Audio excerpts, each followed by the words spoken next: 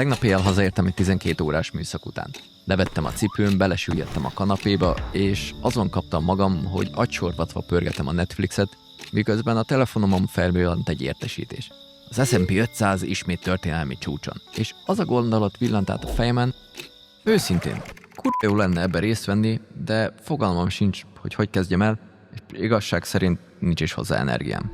Te ismered ezt az érzést, és te is azon kapod magadat, hogy szeretnéd, hogy a pénzed dolgozzon helyetted, de nincs kedved naponta unalmas híreket olvasni, részvényeket válogatni, vagy akár csak egyszer is felkelni a kanapéről, akkor ez a videó neked szól.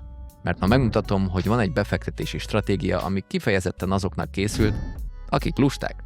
És ez nem vicc, ez egy komoly stratégia, komoly eredményekkel. A vicc az, hogy annyira komoly, hogy a statisztikák alapján 10 lusta emberből 7 több pénzt tud felhalmozni a nem lustákhoz képest. Ha nem találkoztunk volna még az én nevem Mármin, és lassan 10 éve fektetem be a saját pénzemet és különböző ügyfelekét a munkahelyemen. Viszont amikor magamnak elkezdtem, akkor volt egy olyan érzésem, hogy oké, ez most nagyon király, de mennyi időbe fog telni, hogy napra kész maradjak.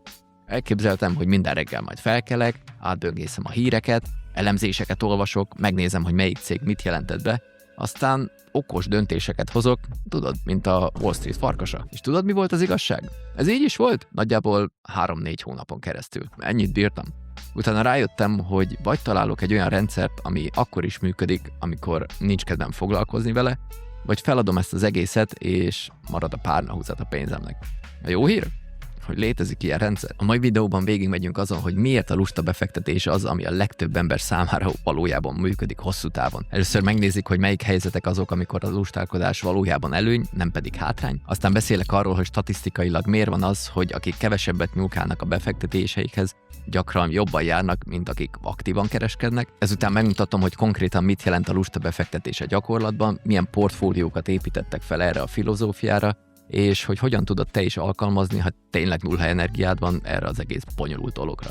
Egyébként nem az. És a végén kapsz tőlem egy nagyon egyszerű akciótervet, hogy hogyan kezdj bele úgy, hogy szó szerint havi 5 percnél többet ne kelljen ezzel foglalkoznod. Kezdjük azzal, hogy elképzeled a következő helyzeteket. Éjfél van, fáradt vagy, de nem tudsz aludni, és azon kapod magad, hogy görgetni kezded a pénzügyi appokat, mert láttad, hogy valami részvény nagyot esett. És ott van benned az az érzés, hogy csinálnom kellene valamit, lehet, hogy el kellene adnom, mert még jobban esik, vagy épp most kellene vennem, mert olcsó lett.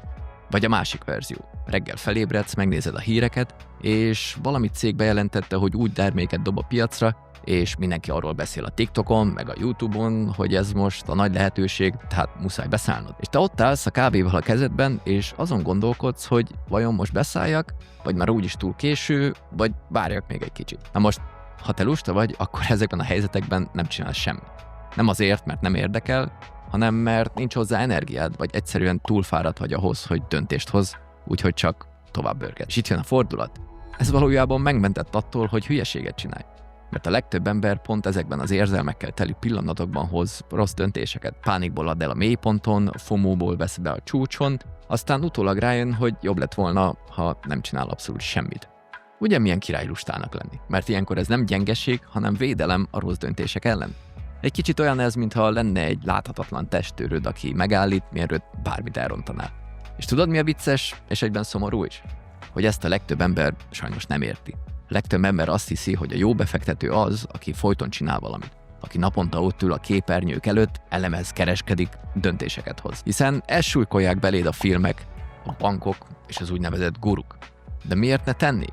Hiszen ők ebből élnek. Nem lehet hibáztatni őket, hiszen ők is csak emberek, akik cégeknél dolgoznak. A cégek pedig nem szeretett szolgálatok. Profitot kell termelniük. De a valóság az, hogy a legjobb befektetők gyakran azok, akik a legkevesebbet csinálják. Mert megértették, hogy a befektetés nem egy akciófilm, hanem egy maratonfutás. És ki nyeri a maratonfutást? Hát nem az, aki sprintel az elején, hanem aki egyenletes tempóban végigcsinálja. De hogy ne csak az elméletről beszéljünk, nézzük meg, hogy milyen számokról is van szó.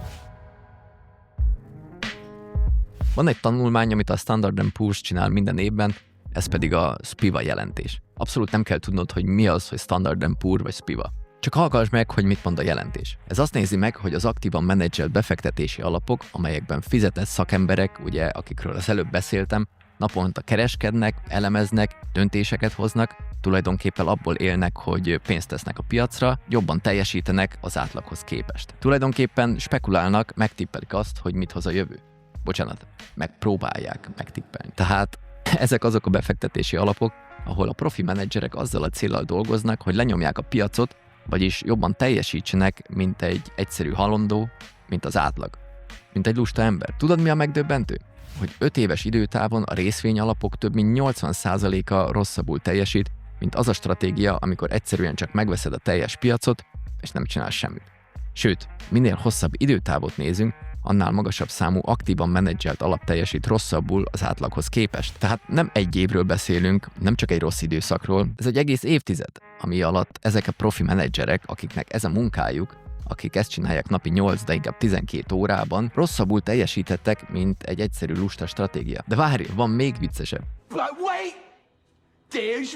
A Fidelity egyszer megnézte, hogy a legjobban teljesítő befektetői számlák kiké voltak. És kiderült, hogy azok az emberek teljesítettek a legjobban, akik már nem élnek. Magyarul azok, akik úgy beállították, hogy automatikusan megy be a pénz, aztán teljesen megfeledkeztek róla, azok jártak a legjobban. Csak hát annyira megfeledkeztek róla, hogy már késő volt. Na de miért van ez? Egyrészt, mert nem adtak el, amikor a piac esett. Másrészt nem vettek hype-ból, amikor mindenki is arról beszélt, hogy fú, ez a részvény most hatalmasat fog robbanni. Egyszerűen csak hagyták, hogy az idő dolgozzon helyettük. És pontosan ez a kulcs. Nem az, hogy nem érdekel, hanem az, hogy megérted. A befektetések kezelésekor a kevesebb gyakran több. Minél kevesebbet nyúlkálsz hozzá, annál kisebb az esélye, hogy elcseszed. Mert a piac az idővel felfelé megy. Nem hiszed? Itt az amerikai részvénypiac az elmúlt 100 évben, a brit részvénypiac az elmúlt 150 évben, fejlett piacok teljesítménye az elmúlt 50 évben, Németország elmúlt 40 év, Európa elmúlt 40 év, még Kína elmúlt 30 évét is megmutatom neked. Sőt, itt van Magyarország 1991 óta. Tehát mindig jobbra és fel. De közben rengeteg a zaj. Háborúk, járványok, gazdasági válságok, politika, minden szírszar. Nyilvánvaló, nem? Ezeknek van hírértéke. Tedd fel magadnak a kérdést. Melyik újságot valószínűbb, hogy megveszed? Amelyiknek a címlapján az van, hogy egy narancsfejű pali csillagászati vámokat vet ki majdnem minden országra, ami bedöntheti örökre a gazdaságot, vagy pedig azt, amelyik azzal kecsegtet, hogy tedd ide a pénzedet, ne csinálj semmit, és tök jó lesz. Szóval, ha te minden zajra reagálsz, akkor állandóan rossz időben fogsz rossz dolgot csinálni. De ha lusta vagy, és nem reagálsz semmire, akkor egyszerűen csak átmész a zajon, és a végén ott leszel a célnál. Na de nézzük meg, mit is jelent ez gyakorlatban. Tehát az alap az, hogy te nem próbálsz okosabb lenni a piacnál, ezt már tisztáztuk. Nem próbálod megtalálni azt az egy csodacéget, ami majd 10-szeresére nő. Nem próbálod kitalálni, hogy mikor kell venni, és mikor kell eladni. Helyette azt mondod, oké, a világgazdaság hosszú távon nő, és én ebből szeretnék profitálni, úgy, hogy közben minimális energiát fektessek bele.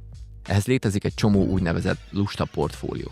Ezek olyan portfóliók, amiket annó okos emberek terveztek meg azzal a céllal, hogy minimális karbantartással egyszerűen és legfőképpen olcsón lehessen befektetni. Például van a 3 alapú portfólió. Ez annyit jelent, hogy csak 3 ETF-be vagy tőzsdén kereskedhető pénzügyi alapba fektetsz be. Egy globális részvényalap, például az EWDA, egy lokál, például európai ETF, például az MSCI Europe, és egy kötvény ETF, például az IEBC. De lehet ennél még egyszerűbb egy 2 alapú verzió, amikor csak egy globál részvény ETF-ed van, meg egy kötvény ETF. És ennyi. Sőt, van egy 1 alapú verzió is, a személyes kedvencem, amikor csak egy világot lefedő részvény ETF-ed van, és szó szerint semmi más. De miért működnek ezek? Mert diversifikáltak, vagyis szétterítik a kockázatot több ezer cég között, több tucat országban, több iparágban. És nem kell hozzá napi döntéseket hoznod. Nem kell megtudnod, hogy melyik a legjobbat menő cég, nem kell tudnod, hogy hol lesz háború, nem kell tudnod, hogy melyik politikust fogják megválasztani 5 év múlva. Egyszer beállítod, hogy mi mennyi, és utána évekig hozzá sem nyúlsz, csak automatikusan megy bele a pénz. Képzelj el úgy, mint egy mosógéped. Te nem nyitogatod ki minden mosás után, hogy megnézd, jól működnek-e a tartozékok. Bedobod a ruhát, megnyomod a gombot, és hagyod, hogy csinálja a dolgát. Ugyanez ennél a befektetési formánál is. Beállítod a rendszert, megnyomod a gombot, és hagyod, hogy dolgozzon. Neked. Persze van egy dolog, amit csinálni kell évente, legalábbis érdemes, ez pedig az újrasúlyozás. Ez azt jelenti, hogyha például az eredeti terved az volt, hogy a portfóliódnak a 60%-át részvények teszik ki, 40%-át pedig kötvények, de közben a részvények aránya az árfolyam növekedés miatt annyira felduzzadt, hogy már 70% lett, akkor egy kicsit eladsz belőlük, és veszel egy kis kötvényt, hogy visszaállítsd az eredeti 60-40 arány. Konkrétan évente egyszer ülsz le, megnézed, és kész. Ez olyan, mintha évente egyszer leellenőriznéd, hogy a mosógépeddel minden rendben van-e. Az azért belefér, nem? Nem nagy ügy, nem veszel sok időt, de azért jó, ha megcsinálod. Ez az a fajta lustaság, ami tényleg működik szerintem. Nem az, hogy leszarod az egészet, hanem az, hogy felépítesz egy rendszert, ami akkor is működik, amikor te nem is figyelsz rá. Na most jön az a rész, ahol konkrétan megmondom, hogy mit csinálj, ha ez tetszik. Az első lépés pénztartalék természetesen. Mielőtt bármibe befektetnél, legyen egy kis pénzed félretéve. Ez nem befektetés, ez a biztonság. Legfontosabb véleményem szerint. A konzervatívak azt mondják, hogy 3-6 hónapnyi kiadásaidnak legyen megfelelő pénz eltéve, véleményem szerint ennyi bőven elég, még sok is, legalábbis a 6 hónap. Ezt általában érdemes egy könnyen hozzáférhető helyre tenni, nálam ez például a Revolut számlámon csücsül, ahol egyébként kamatozik is egy kicsit, de bármikor le tudom venni, ha kell. De miért fontos ez? Mert ha nincs meg, akkor a befektetésed nem nyugalom lesz, hanem stressz. Mert tudod, hogyha bármi történik, és történni fog, ha elromlik a mosógép, ha jön egy váratlan számla, akkor hozzá kell nyúlnod a befektetésedhez, és lehet, hogy pont rossz időben. És ez az, amit mindenképpen el akarsz kerülni. Tehát a pénztartalék az lehet a párnahúzat, ami megment attól, hogy rossz döntéseket hoz rossz időben. A második lépés, hogy válasz egy pofon egyszerű portfóliót. Ha totál kezdő vagy, akkor szerintem a legegyszerűbb az, hogy egy globális részvény ETF-et vásárolsz. Például az MSCI World ETF, ami több ezer céget tartalmaz a világ fejlett piacairól. Vagy egy S&P 500 ETF, ami az Egyesült Államok 500 legnagyobb cégét tartalmazza. De ezen kívül van egyébként csomó más. Ez annyit jelent, hogy egyetlen befektetéssel több ezer cégben vagy benne, és a világgazdaság növekedéséből részesülsz. Ha egy kicsit biztonságosabban szeretnél haladni, mert nem bírod a hullámzást, akkor rakj mellé akár kötvény ETF-eket, vagy például magyar állampapírt, ha te ezt érzed stabilnak. Mondjuk 60-40 arányban, vagy 70-30. Döntsd el magadnak. A részvény lesz a növekedés motorja, a kötvény pedig a stabilitás. A harmadik lépés, hogy automatizáld az egészet. Állíts be havonta, hogy automatikusan menjen be egy összeg a befektetési számlára, és vásárolja meg azokat az ETF-eket, amiket kiválasztottál az előző pontban. Így nem kell gondolkodnod rajta, nem kell időzítened, nem kell döntéseket hoznod. Megy magától, akár emlékszel rá, akár nem. Ez olyan, mintha a mosógépnél beállítanád, hogy automatikusan induljon el minden vasárnap este. Nem kell hozzá külön gondolkodnod, egyszerűen csak megtörténik. A negyedik és legjobb lépés, hogy felejtsd el. Komolyan mondom.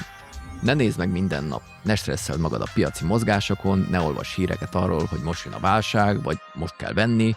Csak hagyd, hogy működjön. Évente egyszer ülj le, nézd meg, hogy kell-e újra súlyozni, és ennyi. És itt jön a mentális váltás, amit meg kell értened. A befektetés nem arról szól, hogy minden nap csinálsz valamit, hanem arról szól, hogy felépítesz egy jó kis rendszert, ami akkor is működik, amikor te nem figyelsz rá. Nem azért működik, mert minden nap izgalmas dolgokat csinálsz vele, hanem mert felépítettél egy rutint, és hagyod, hogy az működjön. Végezetül pedig hagyosszak meg egy gyors részletet az egyik ügyfelemmel való beszélgetésemből. Az emberünk, nevezzük most Sanyinak, abszolút kezdő volt. Lustának azért nem mondanám, és pont ez lett a veszte. Eddig azért nem fektetett be pénzt, mert mindig úgy érezte, hogy magasan van a piac, túlárazott minden, és egyébként sem szerette volna befektetési alapokba rakni a pénzért, mert azt úgy gondolta, hogy túl ostoba megközelítés. Egyedi részvényeket szeretett volna vásárolni. Egy viszonylag nagy összeggel. Miután kiderítettük, hogy miben hisz, átrágtuk magunkat néhány vállalaton, amiben én is hittem, és egyébként hiszek a mai napig is. Ezeket nem véletlenül nem fogom most megemlíteni. A lényeg az, hogy az utolsó beszélgetésünk után néhány hónappal a cég, amiben megegyeztünk, hogy befekteti a pénzét, rendkívül nagyot ment, 10%-ot. Egy hónappal később megint 5%. 15% Sanyinak gondoltam biztosan örül. Viszont mivel a részvénypiac folyamatosan ingadozik, ezért rá egy hétre visszaesett 5%-ot. Amikor megláttam, hogy Sanyi hív telefonon, biztos voltam benne, hogy azért, mert el szeretné újságolni, hogy végre tud megint olcsóbban vásárolni. Nem kis meglepetésre, pánikolva hívott, hogy most mit csináljon.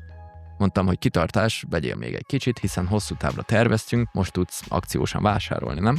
Azt mondta, hogy Ármin, szerintem te nem érted.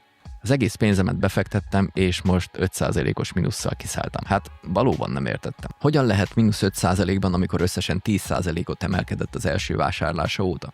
Hát köpni nyelni nem tudtam, amikor közölte, hogy hát ő nem vásárolt akkor, mert mégiscsak megijedt, hogy milyen drága, és hogy csak megy fölfele, biztosan túlértékelt. De mihez vezetett ez? A második 5%-os emelkedés tetején fektetett be. Mindent. Amikor meglátta, hogy orral lefelé megy a papír, természetesen eladta egyből, mert pánikolt, lévén semmi tapasztalata nem volt. Pedig ha az elején, amikor megbeszéltük, befektet, akkor valószínűleg arról szólt volna a telefonbeszélgetésünk, hogy plusz 10%-ban csücsül. Meghagyom neked, hogy levond a következtetést ebből a történetből. Ha pedig szeretnél többet megtudni arról, hogy mik azok a kérdések, amiket mindenképpen fel kell tenned magadnak, amikor portfóliót állítasz össze, akkor nézd meg ezt a videót. Viszlát legközelebb. Ciao.